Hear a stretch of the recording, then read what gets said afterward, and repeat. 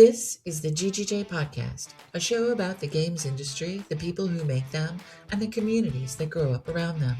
I'm Susan Gold, a game education trailblazer and one of the founders of the Global Game Jam. Each week, we sit down with a new guest, highlighting their own path and journey. This is a space for honest conversation from makers about creativity, collaboration, failure, and the messy, the beautiful reality of making games. So whether you're a young dev or seasoned, an educator, a student, or someone who just loves games and the people behind them, welcome to the GGJ Podcast. Take a breath, settle in, and let's hear directly from the makers themselves. This episode is made possible in partnership with the Global Game Jam, the world's largest game creation event, bringing together creators from around the globe. A big thank you as well to the Global Game Jam's headline sponsors, Epic Games, Games for Change, and Xsola, for helping make this creative community a reality. To learn more and to get involved in the upcoming jams, visit globalgamejam.org. This episode is brought to you in part through the support of the University of Miami School of Communication and the John S. and James L. Knight Foundation. Their commitment to storytelling, media innovation, and community engagement help make conversations like these possible.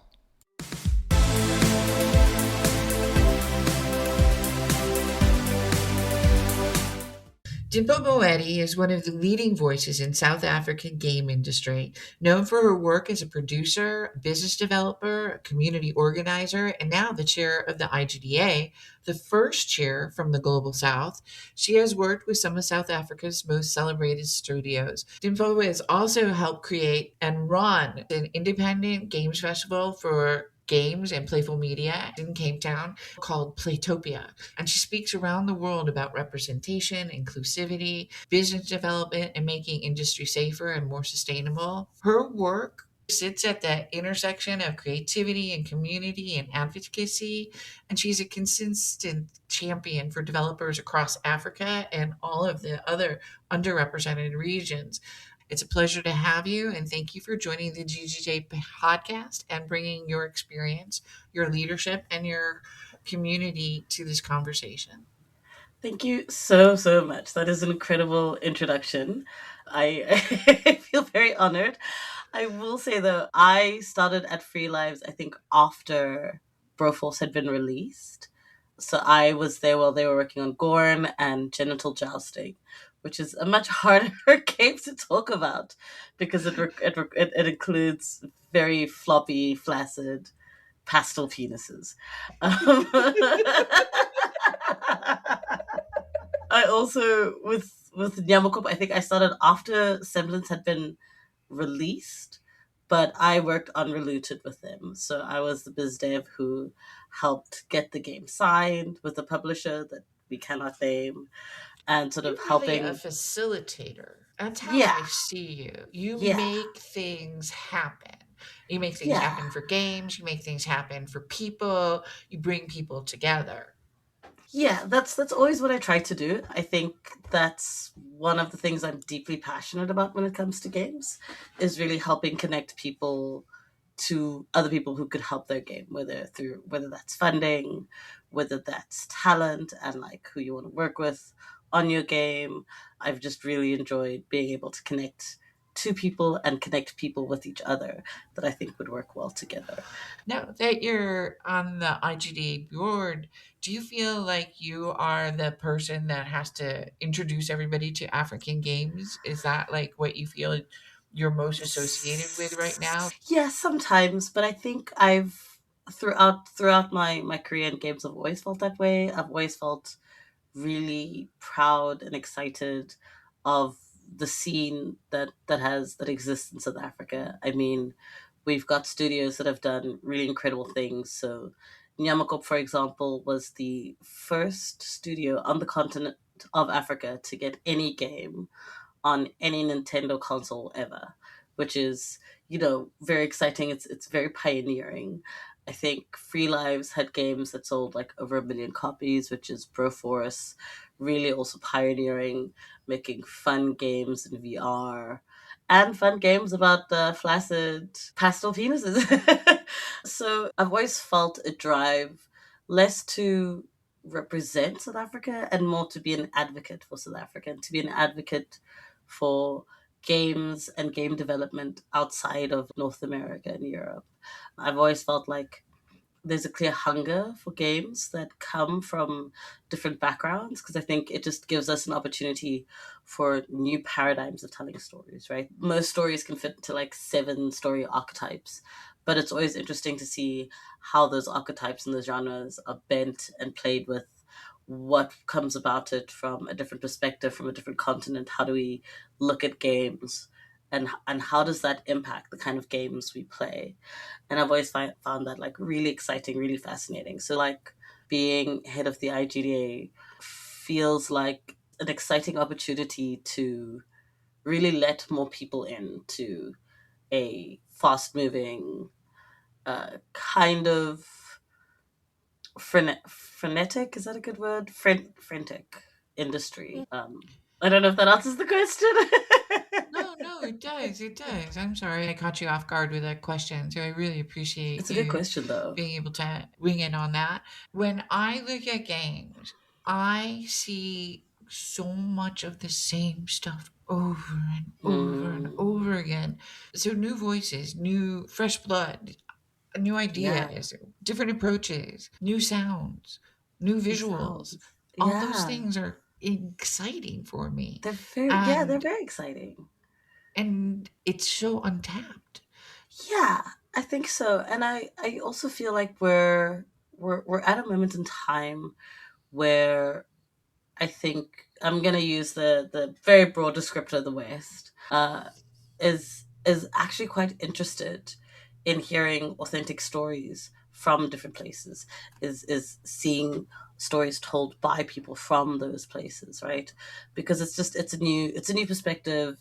It's an opportunity to have a different experience and to see how, ideas and genres are bent and changed and broken and rebuilt from different places. And I think especially with the internet and how we're all so easily connected and so quickly connected, it also allows a level of authenticity, of getting to really understand different countries, different places, different cultures. I think I think that they get clips and bits and pieces through social media, and Yeah. that gives them a taste, and then they kind of get them hooked.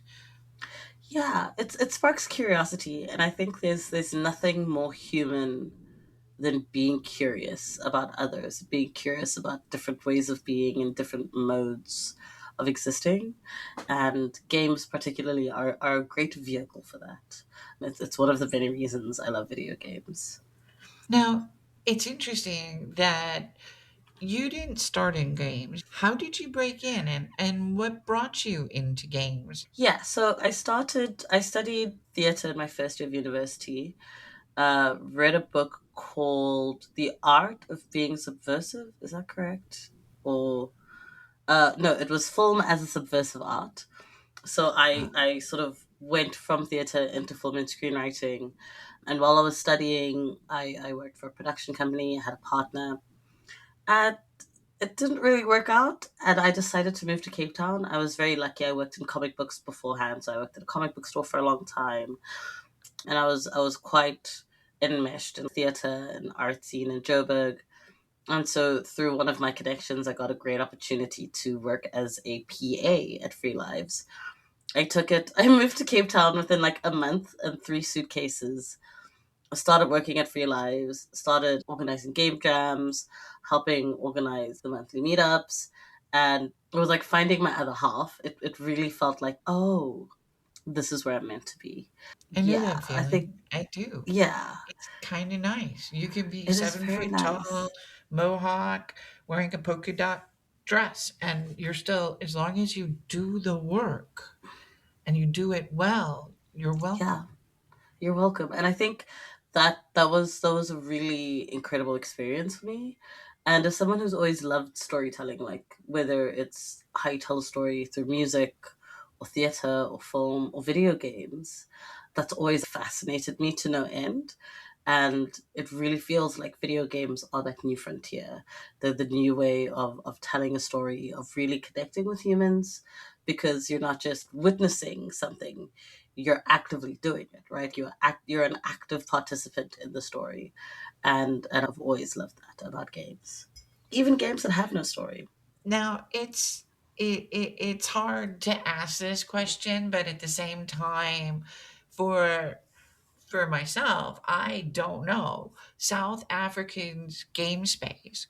What's it like? What are the barriers there, and why we're not seeing more of these games coming out of South Africa or Africa as a As a continent? continent, yes.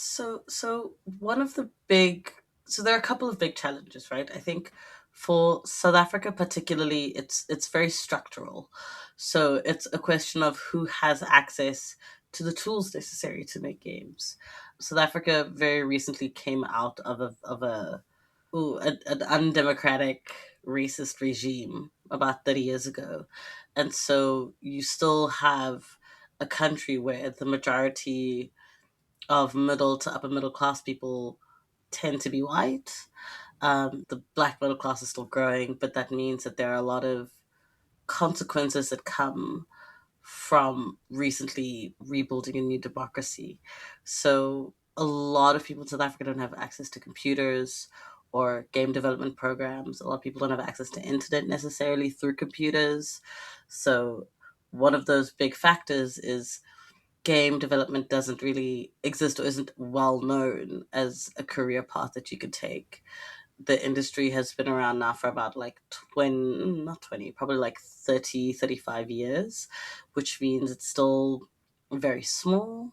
It tends to be very white. Like nowadays, the last 5 years have really changed things, but there's still a lot of upfront cost that goes into game development that most people can't afford, even if you're, someone who's middle class. So that's one of the big barriers. I think the second barrier that comes in, and this is a barrier that impacts not just South Africa, but the continent largely, is for a long time a lot of the where the money was, where the funding came from, where the investment came from, weren't interested in the continent. They weren't interested in doing research on the continent. They weren't interested in gathering information about the continent. So for a long time, we didn't even have Google data centers here until like very recently. I think maybe like 5, 6, 7 years ago. Like Steam wasn't really taking in much information about the continent. And so there's still a lot of gaps of understanding of the continent, of what the market looks like, of which devices are people using more often than not, particularly for PC and console gaming, which aren't as big because there are a lot of barriers that make it quite expensive. So for example, I have a PS5, I got two controllers, I got a little charger and some headphones, and the total cost was around 20,000 Rand, which is what most people would earn in a month. And so there's like Wow, this huge cost. I mean, I think that probably works out to around like $600, maybe like that's closer to about right. seven. On the other hand, we've got a very thriving mobile industry in South Africa and on the continent at large. But then there's another problem, which is that depending on where you are on the continent, right? Like the continent is huge. So particularly, I think in central, and I could be wrong. So I think it's like central, east, somewhat further up, like North Africa, a lot of people don't have bank accounts. A lot of people, the way they pay for things is using their phone or mobile credits, which isn't what you see in a lot of other places. So there's also a struggle with like monetizing the continent. So all of these things sort of lead to this place where even though you have great games coming out of the continent or great developers coming out of the continent and games that may even be somewhat successful as we have with Free Lives, as we have with Nyamakop, it still wouldn't be known that like, hey, these are South African developers, hey, these are African devs, because there's still that gap to overcome. And a lot of it is just money. So those have been some of the barriers that have really, I think, hampered South Africa and other African nations as well. I always try and be like very specific Diplomatic. because, well, diplomatic, yes, because part of it is also just like not having enough governmental support in terms of creating a thriving industry. Because yes, video games are tech, but they're also creative. They're probably closer to film than they are to software as a service necessarily. Um, Exactly. I and so Now I know there are programs in South Africa yeah, now. When Global Game Jam started in 2009, I believe that was like one of my biggest goals was to get African schools to participate. It was yeah, very hard because there weren't as many programs like you said, yeah, but additionally they didn't know where it would go, right? And I think that providing opportunities and seeding the way are one way, but what are ways you're doing to help grow South Africa and Africa, the continent, in that way? Do you want to be the spokesperson for African games? uh, no. I think it's tricky because I could speak with authority and with understanding of the South African games industry because it's the industry I've been embedded in for so long. But each country is so different. You don't want to be like, for example, in France, talking about like the French games industry, and be like, and that's why I'm a spokesperson for the entire of Europe. I hear you, but Yeah, you do have leadership roles that others don't. You have yeah, a platform that others don't. Therefore, I think that you see the global context. experience Yeah, in a different way by coming from that continent, but also you see how there are so many different things that need to happen. Are you doing things to help facilitate that? I would like to think so, but I think in my more egotistical terms, where it's just like just existing on a global stage is how I help. But I think it's more like with the opportunities I've been given, just trying to advocate not just for Africa, but for the global South. I think I feel a strong connection and understanding. Hey, here are some very similar barriers that we share, and so a lot of the work is also just not just talking about our struggles and our successes, but also convincing people, hey, it's worthwhile to invest in South Africa, in the gaming industry in Africa. Like, how do we create more opportunities for people from the continent, not just to work in games? Because even before I started in the games industry, there have been people from South Africa working in games. But a lot of my advocacy has just been like, hey, how do I help? How do I connect people? How do I either entice people to come to South Africa so that they can see what's going on here and get them excited? Or how do I help bridge that gap? What work needs to be done to, say, for example, get our government to come to the table? What work needs to be done to get publishers to really have a look at the games we're creating? How do I get people mentorship and connections? How do I really help those who maybe don't have as much access as others into these spaces? And how do I create an industry or help create an industry that is sustainable, where juniors, where people coming out of university have places that they can work? How do we create different ways of being? And so it becomes a question of, outside of indie games, like, how do we create support or training for service work within video games, third party work? What would Yeah. be necessary? How do we build relationships with people who are making mobile games? Though 9 years in the industry, still don't understand the mobile game space. It still does not make sense to me. But if One of it the did, Yeah, but one of the things that I'm finding very interesting in some of the things that you're saying is that all of this, all of these challenges and things that you are seeing in industry and talking to people, you are out there. You've put yourself out there to be that beacon of transmitting information, sharing that yeah, kind of this is what's happening in this space. This is how we're growing. And you created Playtopia, or you were one of the co-founders of Playtopia, yeah, and then you've taken on leadership roles. All of these experiences have had a profound effect on the community that you're in, and it's also had an effect on the global community as well. And those are all, your advocacy and your ability to speak out for people thank are you. tremendous, and I want to thank you for that. Thank you. I mean, I always try and remind myself that I'm one of many, right? That there's this concept in South Africa called Ubuntu. I am because you are and we are. So it's a very communal way of thinking. It's very much I've become who I am as a person because of the people around me, because of the community around me, and how that's shaped me. And so it's always about giving back to the community because you always gain something from community. And so that's always stuck with me in games. You know, when I started, there weren't a lot of black people in games. There weren't a lot of black women in games. We used to joke that there were quite literally more white guys named Ben in the South African gaming industry than black women. It's insane. It's wild. It's wild. And so for me, it's always been about like setting the scene. I am a really cool person. I've done incredible things, but I'm not even the most talented black woman in my family. So I've always known that there are very talented people of color who just needed the right opportunity, who needed that little extra push, who needed help coming from a games adjacent industry into games.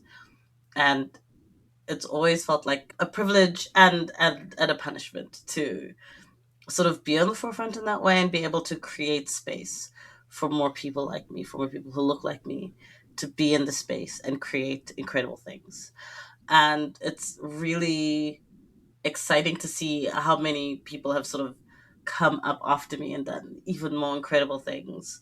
And to see how a lot of what I could do is also because of the privilege I had for working for a company like Free Lives, for working for like a place like Nyamakop. Because on the one hand, they'd also done a lot of, I want to say, foundational work in a lot of ways, both in terms of like just getting our names out there by having hit games, by being the first in a lot of ways. And at the same time, allowing at least me the opportunity to gain a much deeper understanding of the industry by being able to go to events, you know, because a company could pay for it, and really understanding how pivotal that is and being able to then take that information and try and pass it along back here, or use those connections and opportunities to be more of an advocate on a global stage, to really push for the growth of the industry. And I always try and say, not because it's the right thing to do, which it is, but because it's a wealth of talent and creativity that is looking for the right audience. And I know the audience is out there looking for these games, looking for these experiences, whether they're very distinctly African games, or it's, you know, games that maybe aren't as distinctly African. It's just being like, hey, there's this wealth of creativity on the rest of the planet. How do we get that in front of people? How do we get the people interested to look at it? How do we make games in such a way that the people who win are the consumers and the game developers, and maybe not so much the shareholders? But I guess that's a different podcast. Your Global Game Jam keynote focused a lot on kindness and collaboration, and that is Yeah. definitely apparent in everything you're saying. And home is also something that you build.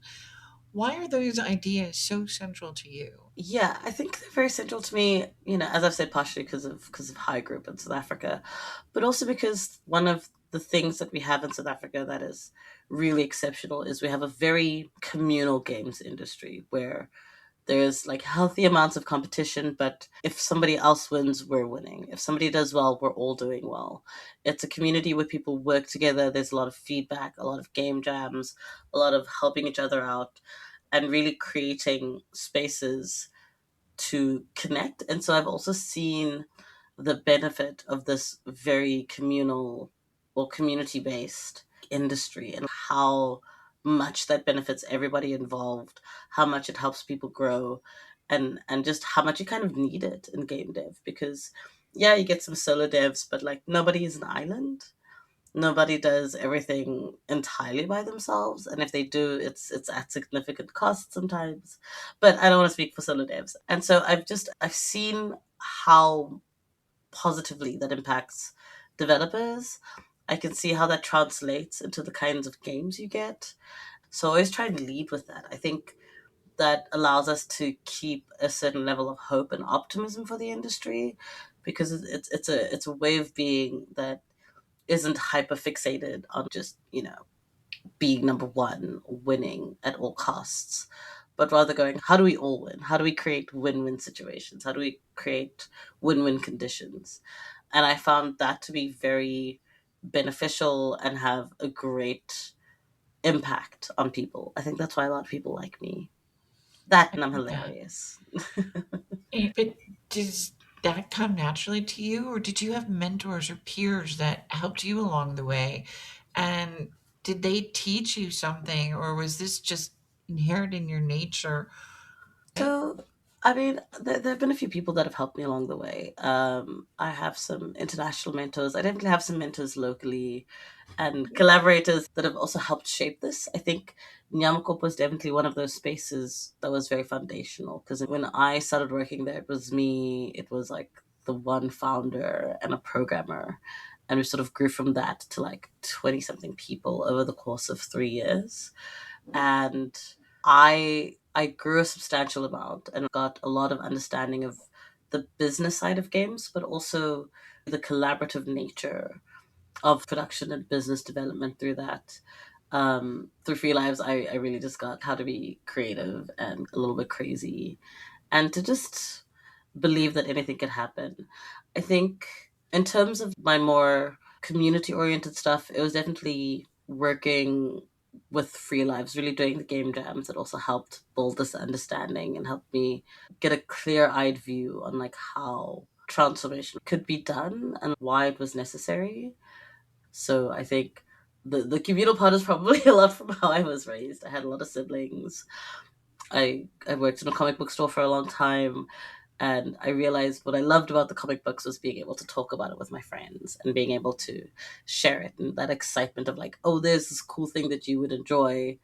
Here it is. Oh, there's this great book that'll change the way you view this character. You have a read. You know, with theater, it's also very much a communal space because you have to trust the people you're on stage with or the people behind the scenes to really get everything together. And so that's just kind of stuck with me. And I think it's also just true of video games generally. You're, as a leader and probably mentoring people around not just South Africa, but around the continent, Yeah. what advice do you like to give people? What habits, what things that make your life easier do you try to share and distill down? Save up for therapy. No, I think one of the things I always like to distill down, it's something that I sort of carry across with myself, is I always tell people don't expect to be welcomed into a space because that space is already where you belong. You should always move within spaces as though they're your own because they are. There's no one to really welcome you into spaces that you should just exist in spaces because you deserve to exist in spaces, right? That's something that I've really kept with me, and I think that has done well for me. Is I was able to go within my first year of games, be like, yeah, I'll give a talk on the games industry. I've been here for like 10 minutes because one, who's going to stop me? I think I always tell people to have confidence in themselves, to trust themselves, and to be as self aware as you possibly can be. I tell people a lot to find your people who will value you, who will understand you, who will cheer for you. One of the big things I always tell people is to read a lot, is to play a lot of games, and to try things out. Like I did production for a while. I was a PA in the beginning. I do biz dev. I do leadership work. I do panels. I do talks. I do all sorts of things because it's always good to not only find a space that suits you, but that you are passionate about. I always try and tell people that yes, things are going to be hard. Things are going to be very hard. It'll always pay off if you have a good crew of people around you, and rolling with the punches seems to be the best way to go about it. You have to be very flexible because things turn on a dime. Things change very quickly, and having that flexibility, being able to problem solve and expecting things to not go to plan tends to be some of the strongest advice I can give. And just have faith in yourself. You have to be your own biggest champion and move through the space like you own it because it is yours. It is your space. I love that. Now that you are a part of leadership in the games industry, Yeah. what drove you to take on a leadership responsibility? And what weighs heaviest on you? And then what gives you more excitement? I think I tend to be a person that like notices inefficiencies or spaces that aren't right that could, be improved or in my own estimation ought to be changed or ought to be improved in particular ways. And I realized that if I wanted those things to happen, if I wanted those changes to occur, I'd have to do it myself. Whether that was through advocacy or, the kind of places that I worked, I realized that nobody else was going to make those changes. Nobody else was going to point out the elephant in the room. And so I just kind of took it upon myself. I was like, well, if no one's going to do it, I'll do it. Because I understood that, like, being someone very outspoken and in a position of leadership and sort of getting onto the global stage has its drawbacks and has its difficulties. And so, if I wanted things to be easier for the people who are coming after me, if I wanted to see those changes, I just kind of needed to do it myself because nobody else would. And that's really what drove me. Is like I wanted things to be improved. I wanted things to be better, not just for myself or women of color or black people, but for developers, for my industry at large. And well, if someone's got to do the work, it may as well be me. It may as well be me. I like that Yeah. attitude, and I see that in other successful people as well. That if it's nobody else is going to do it, then why not me? And I can do this. Yeah. I always joke that I have the audacity of a mediocre white man. And so, and so I was just like, hey, if they can do it, I can do it. I may as well just be like, yeah, I could do this. And then sometimes that was very successful, and I did.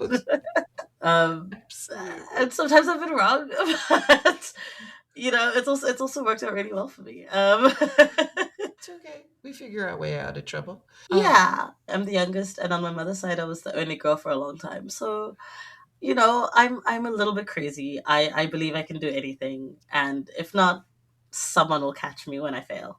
Well, you talk about wanting to make the industry safer and more welcoming. What does Yeah. safer, more caring games ecosystem really look like? On the one hand, it looks like an industry that has more money, so people can prototype and fail and not worry about being homeless. It looks like an industry that actively creates spaces that are welcoming for those that maybe aren't perceived as a societal norm, whether that's straightness or being a dude or being white or being able bodied, right? It's about creating spaces where those barriers are removed and you can easily or easier move through the industry and do the work that you're passionate about and that you're good at. I think it looks like an industry that, while understanding that yes, we do live in a dystopian capitalist hellscape, actively takes care of their developers, takes care of your ops and admin and biz dev people, that cares about the consumer, that is less about extracting as much money as possible and more about allowing the whole spectrum of games to exist, whether that's massive AAA studios being able to make $200 million games without crunch, where everybody is credited, where the work is fairly compensated to, your small solo or two-person or three-person dev studios where you have a healthy work environment, where you can focus on making the games, where you're not pushing yourself too hard and burning out. It's spaces where you don't have to worry about like covering your drink or being safe at industry events. It's the kind of industry that is welcoming to all. I think that's what I think about a lot. How do I help create a space whereby you could live a regular life, or you can live the fun rock star indie life. But Well, I would just hope that people want to make a living. I yeah, mean, yeah, everybody wants to be a rock star for a minute, but keeping that up is really hard. It's very making a difficult. living, in being able to have a home and to be able to know that you can pay your mortgage or you can Yeah, take care of your children or your pets, exactly. whatever it is, Mm, I think is extremely comforting. And to know that yeah. you're not going to have to go through crunch and that kind of thing. Those are all Mm, aspirational types of lives. Sadly, currently, our industry doesn't it's like in free to fall. think about safer, it seems. No, and I think it's it's something that's endemic to most industries, whether creative or not, is that when maximizing shareholders' profit is the main goal, or maximizing profit at any cost is the goal, you're going to inevitably end up in situations where, not all the time, but a lot of the time, the consumers aren't getting the best possible product, where innovation isn't really happening because that's not what's going to earn you the most money.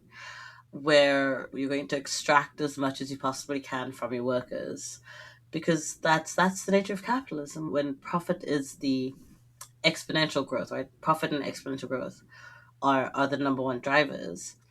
All of the other stuff, whether it's work life balance, taking care of your employees, having happy, fulfilled consumers, are all going to take a back seat because those aren't the things that are going to earn you the most money. And as part of an industry, there's not a lot we can do about that. But I think in how we make games, in how we move with intentionality throughout the industry, we can improve things. We can create positive feedback loops that'll feed off each other and sort of spread in the same way a lot of these negative and unhealthy feedback loops have spread over the last 5, 10 years. It's very easy for it to go in the opposite direction as well. We just have to want to and have to be willing to do that work. Absolutely. When you talk about the future, we're going to move into your future a little bit. And, Yeah, thinking about how emerging technologies, including AI, can help or harm communities, especially the ones you care about that are, underrepresented and underserved and don't have access, like we spoke about.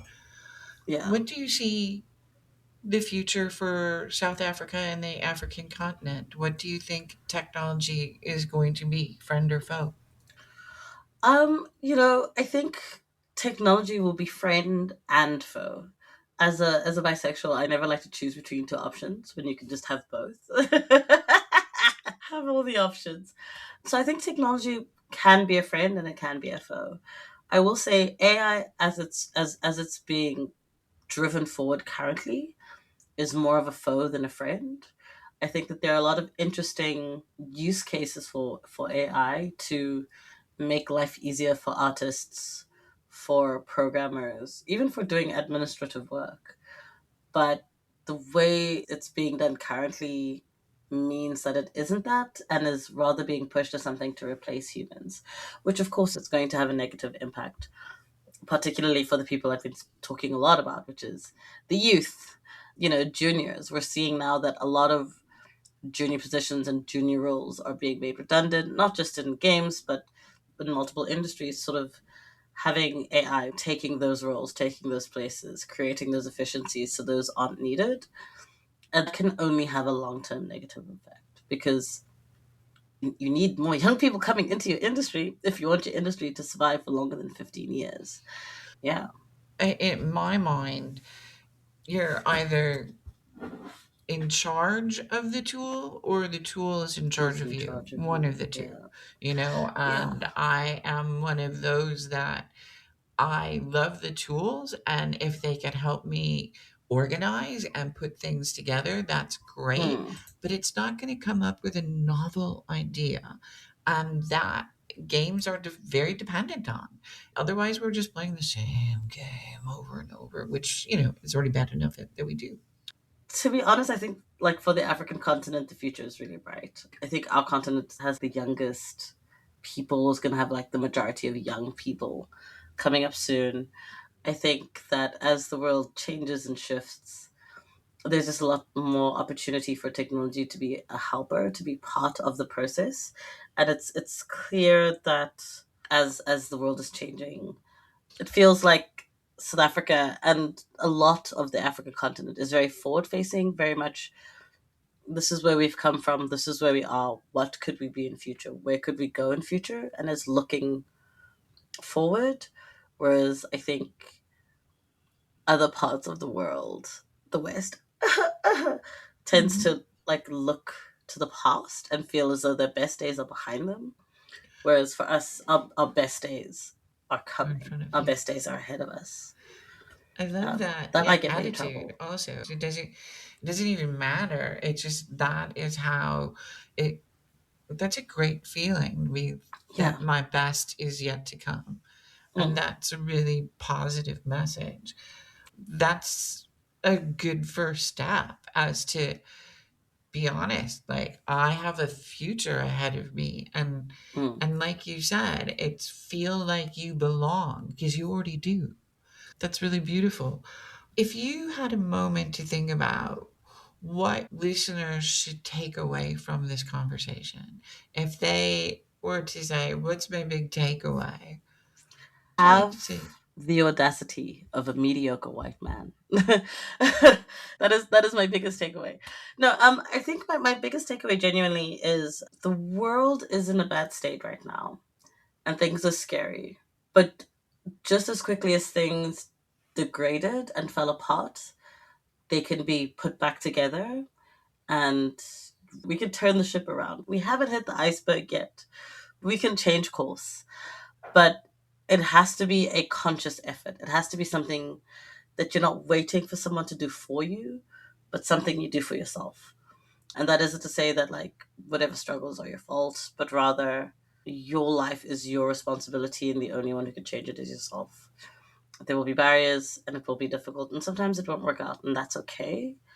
As long as you never give up on yourself, as long as you never give up on being true to yourself and knowing yourself very well, I think. And really doing the work of learning and growing and taking whatever opportunities that you can. The other thing is find your people. Find the people who will uplift you, who will value you, and who'll call you on your bullshit when you need to be called on your bullshit. That's a beautiful Yeah, thing. that's what I hope people take away from this. Make great games that make you happy. But also, I think one of the things you're saying is that you don't get there by yourself. You have to be Mm-mm. a part of a community. Yeah, And I think that's a really important nail to drive home it is that is. we are made up of not just one person making a game, that collaboration between all of us and amongst cultures is really important. I Mm, mean, in South Africa alone, you have multiple different kinds of cultures. yeah. So finding a way to collaborate amongst that is one obstacle. But then just knowing that your goal is to keep trying. Every day is a Yeah. new attempt, and that it's not failure if you're not super successful. It's a failure if you don't try. Before we leave, where can people find you, find your work, get involved with your communities, start initiatives with you? How do you get in touch Um, with you? they can get in touch with me through the IGDA. I am on LinkedIn and I have a New Year's resolution to be more regularly on LinkedIn. So you can find me on LinkedIn. You can follow me on Instagram, but I promise you nothing unless I am traveling. So find me on LinkedIn, check out the IGDA, join, get a membership for yourself. It's an international organization. We have chapters all over the world. The goal is creating communities, helping game developers however we can, through advocacy, through special interest groups, through research, through just helping put community events on, whether on we do events online, in person, really just trying to be there as much as possible. There's a jobs board. We want to help keep people who've been laid off in the games industry however we can. And I know a lot of people don't like trade unions, but collective bargaining, having collective action is really important for making a change. And the IGDA is a great vehicle for that. I have thoroughly enjoyed this conversation with you Thank you today. so It much, has been Susan. wonderful and enlightening and exposed me to things I didn't understand or know about South Africa and the continent in general, but I want to do everything I can to support young Thank developers in the you. region. And if there's anything that I can do to help you, please know that I am 100% behind your goals and the things that you're doing. And I find you to be a most delightful person. And I'm so Thank you glad so that much, you take on Susan. leadership with such grace. And yes, I know that there are drawbacks to it. I've been there. You are doing an amazing job. And thank you Thank so you. much. Thank you, guys. Want to get involved with the GGJ podcast? We'd love to hear from you. Please send your ideas, suggestions, and questions to ggjpod@globalgamejam.org and tell us who you think we should be talking to next, what stories or issues matter most to you about the future of games, and help us highlight the people and practices that make a sustainable creative life in games possible. Thank you for spending time with us on the GGJ podcast. If this conversation sparked something for you, please share it with someone who might find it useful. And don't forget to follow along so you never miss new stories from makers around the world. You can find more episodes, resources, and information about the Global Game Jam at globalgamejam.org. Catch us on Substack and on YouTube and anywhere else you find podcasts. This has been the GGJ Podcast. Thanks for listening and keep making games.